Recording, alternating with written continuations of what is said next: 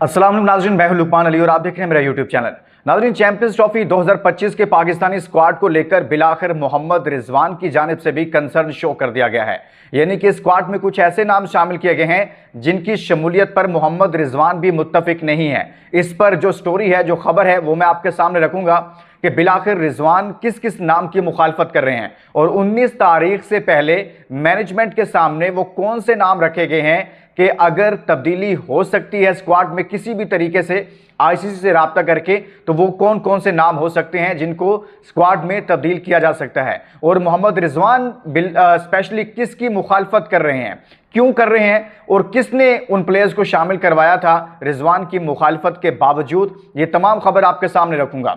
लेकिन इससे एक चीज़ वाज़ेह हो जाती है दोस्तों कि शायद जो फ़हीम अशरफ हैं उनका इस चैंपियंस ट्रॉफी से पहले न्यूजीलैंड के खिलाफ जो मैच खेला है, शायद वो इस स्क्वाड में होते हुए उनका आखिरी मैच हो। ये मैं आपको खबर देता हूं और दूसरी डिटेल आपके सामने रखूंगा। और साथ में साबिक कप्तान राशिद लतीफ़ भी बोल पड़े हैं। वो कहते हैं कि स्क्वाड में 6 से 7 तब्दीलियां होनी चाहिए। जब उनसे पूछा गया कि आपको क्या लगता है स्क्वाड से मुतालिक, तो उन्होंने कहा कि स्क्वाड में 6 से 7 तब्दीलियां होनी चाहिए। मैं पूरी स्टोरी आपके सामने रखता हूं कि वो 19 तारीख से पहले अगर तब्दीलियां हो रही हैं, मैनेजमेंट जिन पर सोच रही है वो कौन से नाम हैं और रिजवान किन की मुखालफत कर रहे हैं। लेकिन आगे बढ़ने से पहले दोस्तों एक सवाल आपके लिए छोड़े जा रहा हूं और वो सवाल ये है कि क्या फ़हीम अशरफ की जगह बनती है स्क्वाड में? अगर नहीं बनती तो इनकी जगह पर वो कौन सा ऐसा ऑलराउंडर है जिसको शामिल किया जाना चाहिए था, उसका नाम जरूर लिखिएगा। और साथ में चैनल जरूर सब्सक्राइब कीजिएगा। ये आपका चैनल, आपका प्लेटफॉर्म है, यहाँ आपको बहुत सारी इनसाइड स्टोरीज मिलेंगी और इस वीडियो को शेयर कीजिएगा। अब देखिए दोस्तों, मैं आपके सामने मुकम्मल डिटेल रखता हूँ, लेकिन सबसे अहम चीज़ है कि चैंपियंस ट्रॉफी पाकिस्तान में हो रही है और ऑस्ट्रेलियन टीम भी पाकिस्तान तशरीफ ला चुकी है और गो के ऑस्ट्रेलिया के बहुत सारे मेन प्लेयर, यानी कि 4 के करीब ऐसे नाम हैं बड़े, वो उस टीम में शामिल नहीं हैं। उन्होंने माजरत कर ली खेलने से, चैंपियंस ट्रॉफी खेलने से मुख्तलिफ वजूहात पेश की, कुछ उनके इंजर्ड हुए, लेकिन बिलाखिर ऑस्ट्रेलियन टीम भी पाकिस्तान पहुंच गई है। और पाकिस्तान में ये इतना बड़ा खूबसूरत इवेंट, इतना बड़ा मेला जो है वो बिल्कुल सजने को तैयार है और इसकी तैयारियां बिल्कुल मुकम्मल हो चुकी हैं। और एक मरतबा फिर पाकिस्तान क्रिकेट बोर्ड को हम इस हवाले से मुबारकबाद भी पेश करते हैं। जहां हम तनकीद करते हैं वहां कहीं ना कहीं हमें यह भी सोचना चाहिए कि जो अच्छे काम है उनकी तहसीन भी होनी चाहिए, जैसे स्टेडियम वगैरह बनाए। अब देखिए, और दूसरी खबर है वो हारिस रऊफ से मुतालिक, मैंने लास्ट वीडियो में आपको बताया भी था और ये भी मैं आपके सामने शेयर करूंगा। सबसे अहम बात यह है कि जो इख्तलाफात का मामला है वो पहले से ही कहा जा रहा था, क्योंकि फ़हीम अशरफ तो कहीं डिस्कशन में ही नहीं थे कि फ़हीम अशरफ स्क्वाड में होंगे नहीं होंगे, किसी को पता ही नहीं था।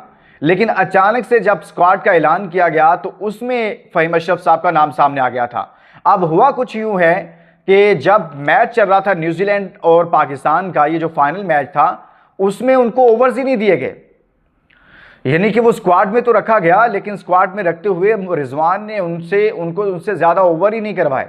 सिर्फ मेरे ख्याल में पूरे मैच में पहले उन्होंने 2 ओवर्स करवाए और ज़्यादा ओवर्स ना देने की वजह साबिक टेस्ट क्रिकेटर बासित अली भी ये कह रहे हैं कि ये जो मैच उनको दिया गया फ़हीम अशरफ को, उस मैच को देने से और उस मैच में जिस तरह से उनको इस्तेमाल किया गया, वो समझ में आता है कि शायद मोहम्मद रिजवान जो हैं वो फ़हीम अशरफ की शमूलियत से खुश नहीं हैं। और यही वो बुनियादी नुक्ता है जिसको समझने से ये लगता है कि रिजवान जो कैप्टन है टीम के, इससे पहले तो बाबर आजम जो कैप्टन थे, उनसे तो जिस लड़के को वो चाहते थे स्क्वाड में या प्लेइंग 11 में रखवाना, वही रखे जाते थे और उनकी बात को माना जाता था। लेकिन अगर रिजवान ने, अगर ऐसा सच है जैसे बासित अली कह रहे हैं कि एक तासुर मिलता है कि शायद रिजवान फ़हीम अशरफ की शमूलियत से खुश नहीं है, तो फिर होना तो ये चाहिए था कि इतने बड़े इवेंट के लिए मोहम्मद रिजवान से पूछा जाता और मोहम्मद रिजवान की मुशावरत से टीम को तश्कील दिया जाता, तो मेरे ख्याल में ज़्यादा बेहतर होता। लेकिन दोस्तों, फ़हीम अशरफ को मेरे ख्याल में आइंदा चैंपियंस ट्रॉफी के जितने मैचेस होंगे वो स्क्वाड में आपको नज़र नहीं आएंगे। न सिर्फ उन्होंने बल्कि अहमद शहजाद साहब ने भी मुखालफत की है। और मुखालफत से मतलब है कि उन्होंने भी ये तासुर दिया है कैसे लगता है कि फ़हीम अशरफ का कोई रोल समझ में नहीं आ रहा और शायद रिजवान या फिर उनको रखना नहीं चाहते थे और उनसे ज़्यादा ओवर्स ना करवा कर ये मैसेज दिया गया उनको, जिन्होंने उन्हें सिलेक्ट किया था, जो उनको टीम में लेकर आए थे, जिनकी वजह से उनको टीम में लाया गया था, तो सबको एक ये मैसेज दिया गया। तो मोहम्मद रिजवान बुनियादी तौर पर इससे ये तासुर मिलता है कि वो खुश नहीं है फ़हीम अशरफ की मुखालफत से, और आप जो भी प्लेइंग 11 बनेगी आइंदा के मैचेस में आपको फ़हीम अशरफ शायद नज़र नहीं आएंगे। और दूसरी खबर है वो ये है कि नाज़रीन, हारिस रऊफ से मुतलिक मैंने आपको एक खबर दी थी कि वो अभी तक मुकम्मल फिट नहीं है, लेकिन कल उन्होंने ट्रेनिंग सेशन किया है। वो ट्रेनिंग सेशन में आए और रिजवान शायद नहीं आए थे, रेस्ट किया उन्होंने, कुछ प्लेयर रेस्ट भी कर सकते हैं, लेकिन अभी तक की इतलात के मुताबिक भी वो उस तरह से फिट नहीं है, मुकम्मल फिट नहीं है, और ये एक पाकिस्तान के लिए बड़ी अचंभे की बात है। दूसरी बात मैं करना चाहता था वो थी राशिद लतीफ़ साहब जो बात कर रहे हैं ना, 6 से 7 लड़के लोग जो हैं ऐसे नाम हैं जो तब्दील होने चाहिए, जिनकी स्क्वाड में जगह नहीं बनती, वो बड़ी अहम बात कर रहे हैं। वाकई में ऐसा है, 5 से 6 आपके ऐसे लड़के हैं जिनकी टीम में जगह नहीं बनती है। एक तो खुशदिल शाह की मेरे ख्याल में नहीं बनती, फवाद आलम भी ये बात कर रहे थे, और फ़हीम अशरफ साहब की जगह नहीं बनती है। इसी तरह से उस्मान खान की स्क्वाड में जगह नहीं बनती है। फिर आपके ओपनर्स का आपको मसला था, तो भाई आप एक रेगुलर ओपनर रखते, वो आपने नहीं रखा। आप किसी को भी ड्रॉप करते, लेकिन आपको एक ओपनर रखना चाहिए था।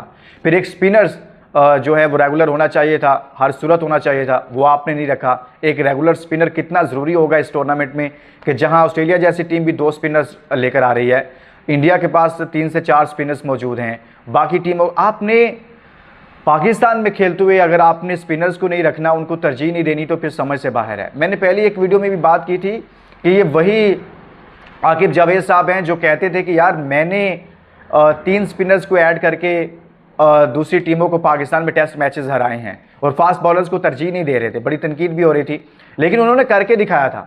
लेकिन अब क्या हो गया कि उन्हीं पिचेस पर, उसी मुल्क के अंदर, उन्हीं कंडीशंस में मैचेस हो रहे हैं, और आप सिर्फ और सिर्फ एक रेगुलर स्पिनर रखते हैं।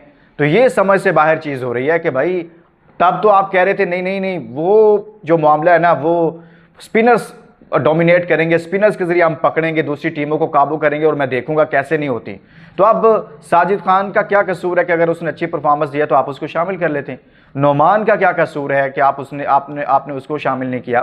फिर सुफियान मुकीम जैसा लड़का जिसको आपने मौका दिया, इतना अच्छा परफॉर्म किया, उसे आपने इस स्क्वाड के अंदर नहीं रखा।